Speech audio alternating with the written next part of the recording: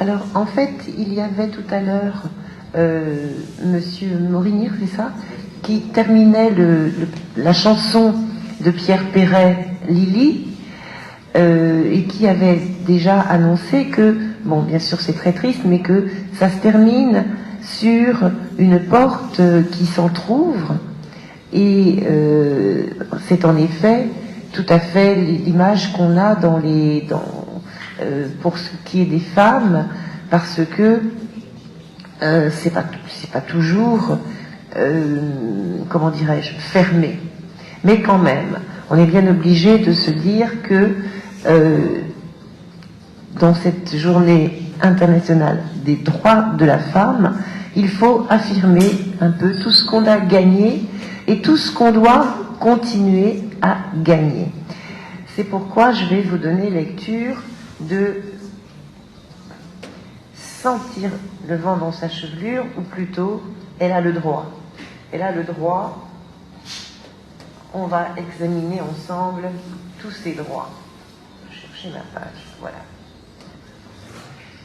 Au nez et aux barbes barbares, des obscurantistes de tout poil, incantatoires et propitiatoires, elle a le droit. Elle a le droit d'aller à l'école. Elle a le droit d'obtenir une bourse, même si elle n'est plus vierge, en Afrique du Sud et partout dans le monde entier. Elle a le droit de ne pas subir un mariage forcé sous la loi d'un seigneur et maître. Seigneur et maître, S-A-I, seigneur et maître. Elle a le droit de ne pas être excisée, de ne pas être infibulée, de ne pas être mutilée, de ne pas avoir le visage tailladé au rasoir par un mari de contrainte qui fut naguère son violeur, de ne pas être défiguré à l'acide, soi-disant pour laver l'honneur de la famille,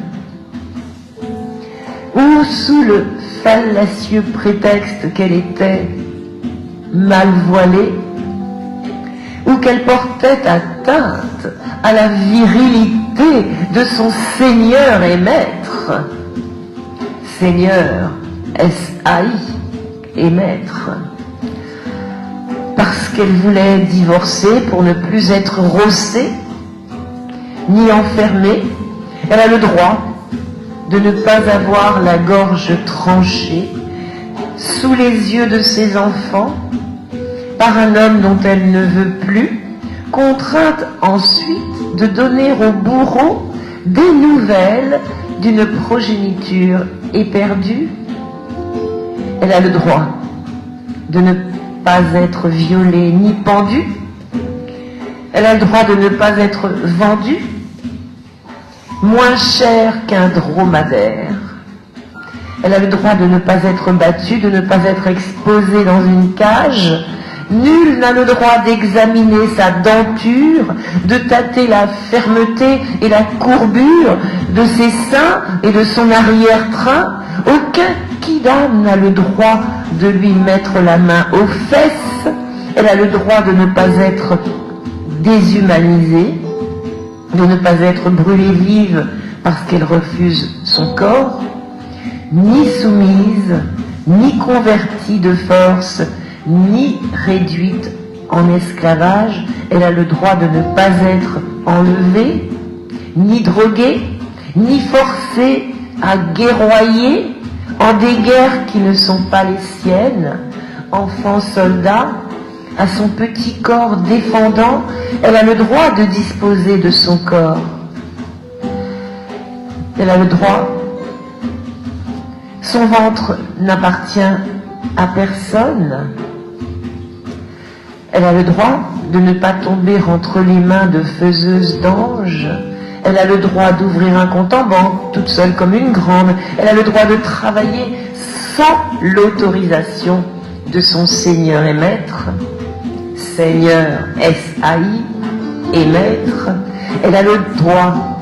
Elle doit également. Elle a le droit de monter à l'échafaud. Elle doit avoir également celui de monter à la tribune. Dixit en son temps Olympe de Gouges, elle a le droit de voter, de se battre pour que ça bouge. Elle a le droit de ne pas être lapidée, la tête dépassant d'un trou. Elle a le droit de ne pas être enchaînée, de ne pas être sous-payée et discriminée, même dans le cinéma américain. Ce beau monde de paillettes, Dixit aux Oscars, Patricia Arquette, elle a le droit de monter les marches sans talons hauts au Festival de Cannes, ou même pieds nus, à l'instar de Julia Roberts. Elle a le droit de ne pas être prostituée, de ne pas être dérespectée, de ne pas avoir la face voilée, de ne pas être bâchée, métamorphosée en zombie. Elle a le droit de porter une jupe, de se promener en jupe courte, au-dessus du genou, en femme debout, à l'instar de ces femmes photographiées in memoriam à l'université du Caire, ou tête nue dans les rues de Kaboul en 1970, tête pleine mais bien faite, et nu-tête au temps où Afghanistan ne rimait pas avec Taliban. 3 femmes debout, cheveux au vent, 3 grâces modernes, ad vitam aeternam. Elle a le droit de ne pas être tatouée de toiles d'araignée au visage, à l'instar des femmes du Myanmar. Elle a le droit de ne pas être femme de réconfort, comme ces esclaves sexuels asiatiques naguère au Japon pendant la guerre. Elle a le droit de chanter des chansons d'amour sans se faire casser la figure à coups de pied, de ne pas avoir les pieds bandés à l'instar des Chinoises naguère. Elle a le droit de quitter son homme et de reconstruire sa vie sans lui, sans se faire percuter en 4x4, renversée puis égorgée d'un coup de couteau sur un parking de supermarché à Sainte-Marie de la Réunion, sous les yeux de son enfant. Ouais. Elle a le droit de conduire et de se conduire à sa guise, ad libitum. Elle a le droit de vivre une chanson d'amour toujours, avec la personne de son choix, sans discrimination de religion ou de sexe. Elle a le droit d'avoir un téléphone portable si les garçons y ont droit.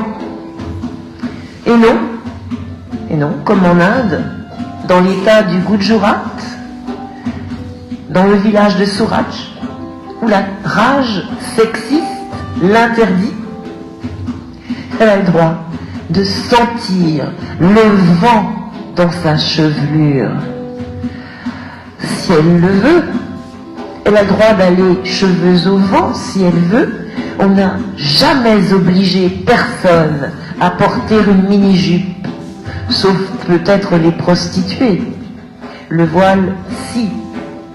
Elle est une toute petite fille, elle est une femme de demain, sinon le monde sera sans lendemain qui vaille la peine, l'humanité sera sans humains qui se respectent, la terre ne sera pas peuplée d'hommes dignes de ce nom. Merci beaucoup.